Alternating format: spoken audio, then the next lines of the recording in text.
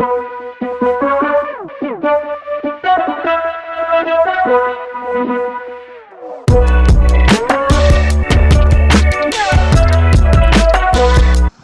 NFL regular season awards predictions.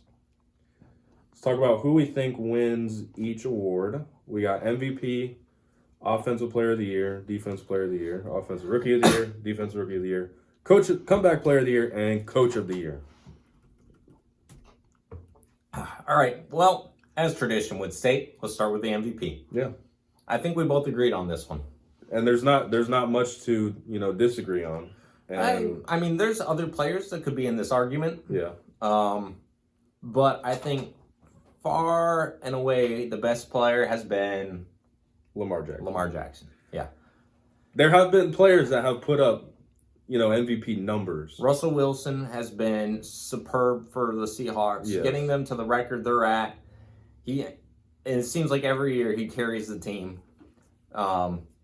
He probably deserves to be in the running every single year. For sure. But he just never quite wins it. Yeah. But yeah, Lamar Jackson, yeah, I mean, he's leading the league in passing touchdowns. He's leading his team in rushing yards at quarterback. Yeah. That's incredible. Yeah, I got it. Yeah, there's no one that really matches what he has done this year. So And I think Lamar Jackson. I think for sure. if you, and the way I've always viewed the MVP award is this is a player that really changes the franchise. Yeah. An MVP should be somebody who, if the team did not have that person, this team wouldn't be in the situation they're in. A couple of years ago, Derek Carr, I thought, was in that situation because you saw he was leading the team. They were like 12-2 with Derek Carr. He got injured near the end of the season, and they plummeted. Yeah. So I thought Derek Carr should be the MVP because he really elevated that team, elevated sports, to a whole new level. So, yeah, Lamar Jackson's got to be that player. He brings that team to a whole new level. For sure. And they made the playoffs last year. I think he stepped into the starting role about midway through last year, correct? Ended up making the playoffs. And then this year just totally took the league by storm. I think for sure deserves that MVP award. Yeah, it's not bad for a running back. I absolutely love the fact that he led the league in that he currently is leading the league in passing touchdowns after all the ridiculous takes about him, either switching the wide receiver or running back. Yeah. Absolutely ridiculous. You know what I have to say about that? Big trust. Big trust. No. Please don't copyright. Here's the thing. He has a lot of, solid takes about Lamar, but we're going to see what he's saying about him when the Ravens play the Patriots in the playoffs. If they do. If they do. Here's the thing. I love Lamar Jackson. I'm pretty sure I've already talked about this. I love Lamar Jackson. I want him to go to the Patriots when the draft was there. And he didn't, and I was very mad about that. I love Lamar Jackson, so I can't hate on him too much. Obviously, I don't want him to beat the Patriots, but I can like him up to the point. Here's the thing: the Patriots may not even get to the point where they play the Ravens, which would be, I wouldn't like that, but then I could cheer on Lamar Jackson. That's true. You could. All right. Next, let's go. Offensive Player of the Year. Offensive Player of the Year. You want to switch it up from MVP and Offensive Player of the Year. Personally, if we weren't switching it up, it would be Lamar because he's just offensively just been dominant. Yeah. But if we're going to choose someone else, I'm going with Michael Thomas. That's a fair. I have two players, and I'm torn right now. I'm really torn between them because Michael Thomas is having an insane season. He's broken the single-season receptions record. I feel like he's always on the brink of breaking that record every single season. He's finally done it. Just the volume that he gets, his catch percentage, it's incredibly high. He's a stud athlete. But I'm torn between him and Christian McCaffrey. Because Christian McCaffrey, he's one of those dual threat running backs. Yeah, he can catch the ball out of the backfield. Yeah. Le'Veon Bell wasn't at that level this year, but when Le'Veon Bell was definitely in his prime playing for the Steelers, it was reminiscent just without all the injuries Bell would have. Yeah. So, I love a running back that can do both of them. McCaffrey is that guy. He can make plays running and receiving. I I'm going to go McCaffrey on this just so we're different. Yeah, I'm going Thomas because basically the way I see it is, Drew Brees is great, but I simply don't think the New Orleans offense would be at the place it is without Michael Thomas. No, I think if there was another quarterback in there besides Drew Brees, I think the offense could still be great with Michael Thomas. So I think Michael Thomas is he's the game changer on the offense. And we did see that with Teddy Bridgewater.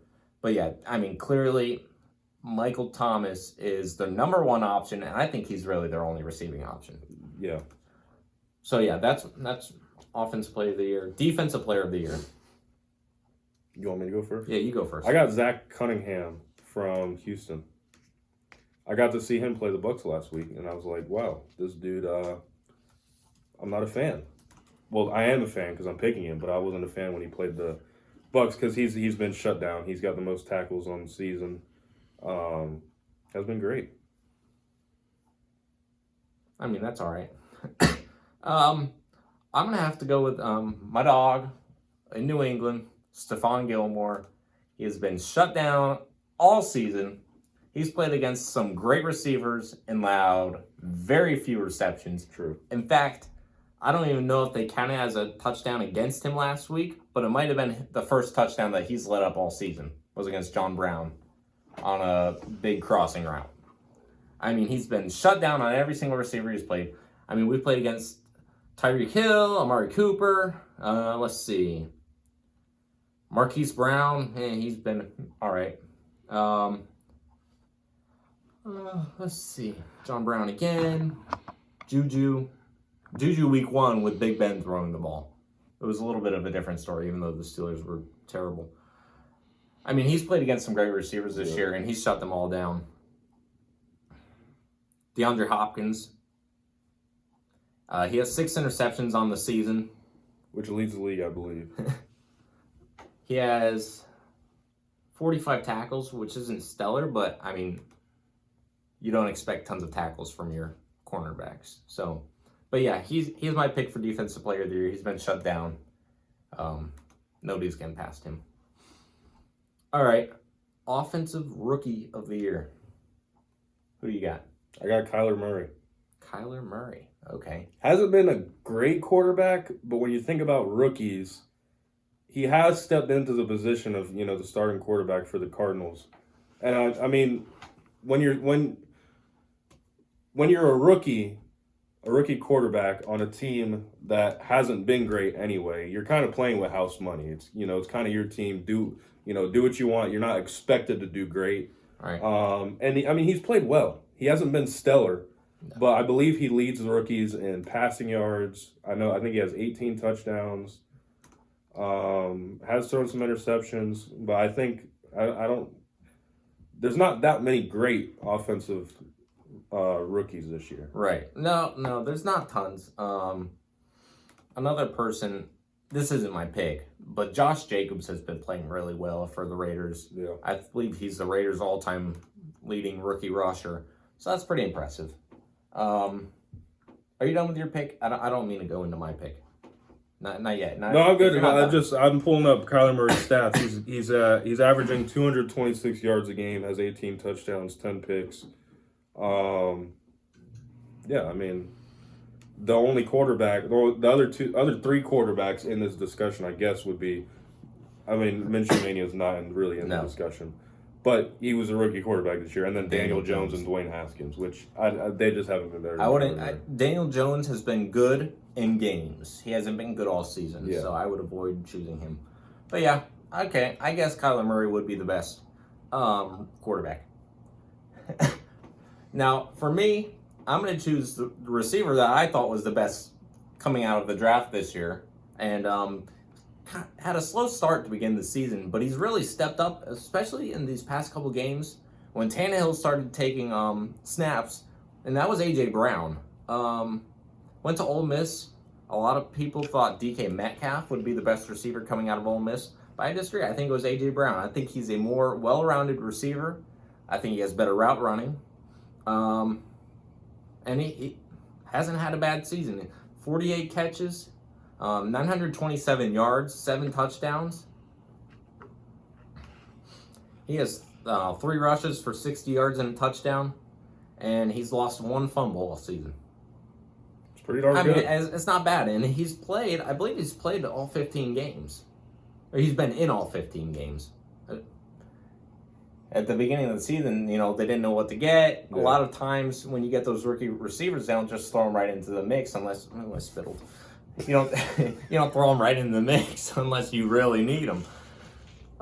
So yeah, I mean, I'm impressed by AJ Brown. Those are good numbers for a rookie.